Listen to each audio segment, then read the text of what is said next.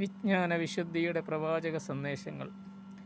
വിശ്വസിക്കുകയും സൽക്കർമ്മങ്ങൾ പ്രവർത്തിക്കുകയും ചെയ്തവരാണ് ആരോ അവരാണ് സൃഷ്ടികളിൽ ഏറ്റവും ഉത്തമരെന്ന് പരിശുദ്ധ ഖുർആൻ പറയുന്നു.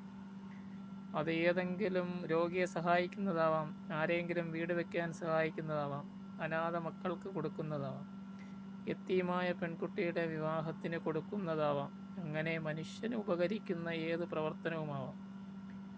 ഇവരെയാണ് പരിശുദ്ധ ഖുർആൻ ഈ ഭൂമിയിലെ സൃഷ്ടികളിൽ ഉത്തമർ എന്ന് പറഞ്ഞിരിക്കുന്നത്. വിശ്വസിക്കുകയും സൽക്കർമ്മങ്ങൾ പ്രവർത്തിക്കുകയും ചെയ്യുന്നവരാണ് നിങ്ങളെങ്കിൽ ഈ ഭൂമിയിലെ സൃഷ്ടികളിൽ ഏറ്റവും ഉത്തമർ നിങ്ങൾ തന്നെയാണ്. ആരുടെയെങ്കിലും കയ്യടി കിട്ടാൻ വേണ്ടി ചെയ്യുന്നതാവരുത്. പുണ്യപ്രവർത്തികൾ ദൈവത്തിന് വേണ്ടി ചെയ്യുന്നതാവണം. പരിശുദ്ധ റസൂൽ സല്ലല്ലാഹു അലൈഹി വസല്ലമ പറഞ്ഞു, ആദം സന്തതികളൊക്കെ എൻ്റെ ധനം എന്ന് പറഞ്ഞുകൊണ്ടിരിക്കുന്നു. എന്നാൽ ആദമിൻ്റെ മകനെ, നീ തിന്നു തീർത്തതും ധരിച്ച് ദ്രവിച്ചതും ധർമ്മം ചെയ്തതുമല്ലാതെ നിന്റെ ധനത്തിൽ നിന്ന് നിനക്ക് വല്ലതും നേടാൻ കഴിയുമോ? നാം ദിനേന ഈ ലോകത്ത് കണ്ടുകൊണ്ടിരിക്കുന്ന കാഴ്ചകളിൽ നിന്ന് ഈ വാക്കുകളിൽ അടങ്ങിയിരിക്കുന്ന സത്യം നമുക്ക് മനസ്സിലാവും. ഒരു മനുഷ്യൻ അയാൾ കഴിച്ച ഭക്ഷണവും ധരിച്ച വസ്ത്രവും ചെയ്ത നന്മകളുമല്ലാതെ വല്ലതും ഈ ലോകത്ത് നിന്ന് സ്വന്തമാക്കാൻ കഴിയുമോ എന്ന ചോദ്യം നാം ഓരോരുത്തരും ജീവിതത്തിൽ സ്വയം ചോദിക്കേണ്ട ചോദ്യമാണ്. കോടിക്കണക്കിന് സമ്പത്തുള്ള എത്രയോ സമ്പന്നർ അവരുടെ വിലയേറിയ വീടുകളും കാറുകളുമെല്ലാം ഇവിടെ ഉപേക്ഷിച്ച് ഈ ലോകത്തോട് വിട പറഞ്ഞു പോയി. അവർ ഒന്നും കൂടെ കൊണ്ടുപോയില്ല. ഇങ്ങനെയുള്ള കാഴ്ചകൾ എല്ലാ നാട്ടിലും കാണാൻ കഴിയും.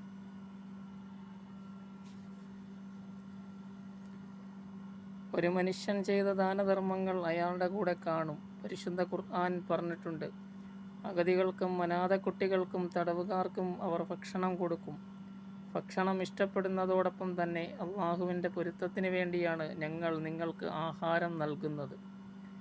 നിങ്ങളിൽ നിന്ന് എന്തെങ്കിലും പ്രതിഫലമോ നന്ദിയോ ഞങ്ങൾ ഉദ്ദേശിക്കുന്നില്ല. ഇതാണ് പരിശുദ്ധ ഖുർആൻ പഠിപ്പിച്ച ദാനം. പരിശുദ്ധ ഖുർആൻ തുടക്കം മുതൽ അവസാനം വരെ എത്രയോ സൂറത്തുകളിലായി നമസ്കരിക്കണമെന്ന് പറഞ്ഞപ്പോഴെല്ലാം പാവങ്ങളെ സഹായിക്കണമെന്ന് കൂടി പറഞ്ഞത് മനുഷ്യ സേവനത്തിൻ്റെ മഹത്വത്തെയാണ് ഉയർത്തി കാണിക്കുന്നത്. പത്രങ്ങളിൽ ദിനേന എത്രയോ പാവങ്ങളാണ് പലവിധ രോഗങ്ങളായി സുമനസ്സുകളുടെ സഹായം ചോദിക്കുന്നത്.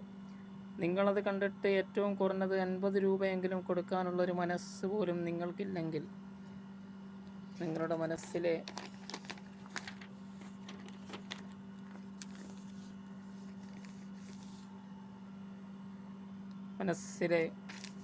കരുണയുടെ വിശുദ്ധ ജലം വറ്റിപ്പോയി എന്ന സത്യമാണത് പറഞ്ഞു തരുന്നത്.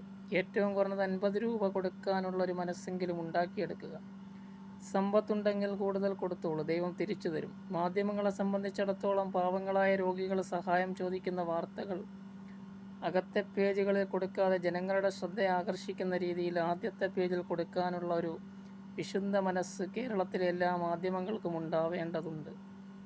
ഇതുപോലെയുള്ള നല്ല കാര്യങ്ങളാണ് ആദ്യ പേജിൽ കൊടുക്കേണ്ടത്. അല്ലാതെ കുറുക്കൻ രാഷ്ട്രീയത്തെ തങ്ങളുടെ താല്പര്യത്തിനും ഇഷ്ടത്തിനും അനുസരിച്ച് പർവ്വതീകരിക്കുന്ന വാർത്തകളാവരുത്. മനുഷ്യത്വത്തിനും ജീവകാരുണ്യ പ്രവർത്തനത്തിനും ഏത് മാധ്യമമാണോ മുന്നിൽ നിൽക്കുന്നത് അങ്ങനെയുള്ള മാധ്യമങ്ങളെയായിരിക്കും ജനങ്ങൾ കൂടുതൽ ഇഷ്ടപ്പെടുന്നത്.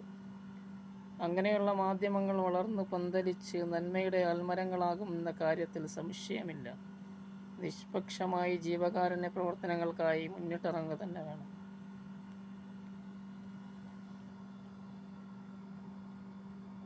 നല്ല കർമ്മങ്ങളുടെ പേരിലെ മാനവരാശി നിങ്ങളെ ഓർക്കുകയുള്ളൂ. കെട്ടിപ്പൊക്കിയ കൂടാരത്തിൻ്റെ പേരിലോ വാരിക്കൂട്ടിയ സമ്പത്തിൻ്റെ പേരിലോ കഷ്ടപ്പെട്ടു നേടിയ സർട്ടിഫിക്കറ്റുകളുടെ പേരിലോ വില കൂടിയ കാറുകളുടെ പേരിലോ ആരും നിങ്ങളെ ഓർക്കുകയില്ല. ഈ ലോകത്ത് ബാക്കി വെച്ചു പോയ നന്മകളുടെ പേരിൽ, ജീവകാരുണ്യ മാനവ സേവനത്തിൻ്റെ പേരിൽ നിങ്ങൾ ഓർക്കപ്പെടുക തന്നെ ചെയ്യും. ഇത് ജീവിതയാത്രയിൽ മറന്നു പോകാതിരുന്നാൽ ആ തിരിച്ചറിവ് നിങ്ങളെ വഴി നടത്തുക തന്നെ ചെയ്യും. വിജ്ഞാന വിശുദ്ധിയുടെ പ്രവാചക സന്ദേശങ്ങൾ. അറിവൊരു മനുഷ്യനെ കാരുണ്യത്തിലെത്തിച്ചില്ലെങ്കിൽ ഓവുചാലിലൂടെ ഒലിച്ചു പോകുന്ന മാലിന്യത്തിന് സമാനമാണ് അവൻ്റെ ജീവിതമെന്ന് സത്യം നിങ്ങൾ മറന്നു പോകരുത്. ആകാശം മുട്ടെ കെട്ടിനിൽക്കുന്ന ആ കൊട്ടാര സദൃശ്യങ്ങളായ കെട്ടിടങ്ങളല്ല ഒരു രാജ്യത്തിൻ്റെ മഹത്വവും സംസ്കാരവും വിളിച്ചു കാണിച്ചിരുന്നത്. ആ രാജ്യത്തിലെ മനുഷ്യർ സ്വഭാവ വിശുദ്ധിയിൽ, നന്മയിൽ, കാരുണ്യത്തിൽ, സത്യസന്ധതയിൽ, സഹാനുഭൂതിയിൽ, ക്ഷമയിൽ എത്രത്തോളം വളർന്നു എന്നതാണ്. ഓരോ മനുഷ്യജന്മങ്ങളും സ്വഭാവം കൊണ്ട് വിശുദ്ധമാകുമ്പോൾ ആ രാജ്യവും സമൂഹവും വിശുദ്ധമായി എന്ന് പറയാം.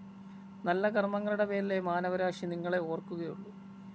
കെട്ടിപ്പൊക്കിയ കൂടാരത്തിൻ്റെ പേരിലോ, വാരിക്കൂട്ടിയ സമ്പത്തിൻ്റെ പേരിലോ, കഷ്ടപ്പെട്ടു നേടിയ സർട്ടിഫിക്കറ്റുകളുടെ പേരിലോ, വില കൂടിയ കാറുകളുടെ പേരിലോ ആരും നിങ്ങളെ ഓർക്കുകയില്ല. ഈ ലോകത്ത് ബാക്കി വെച്ച് പോയ നന്മകളുടെ പേരിൽ, ജീവകാരുണ്യ മാനവ സേവനത്തിൻ്റെ പേരിൽ നിങ്ങൾ ഓർക്കപ്പെടുക തന്നെ ചെയ്യും.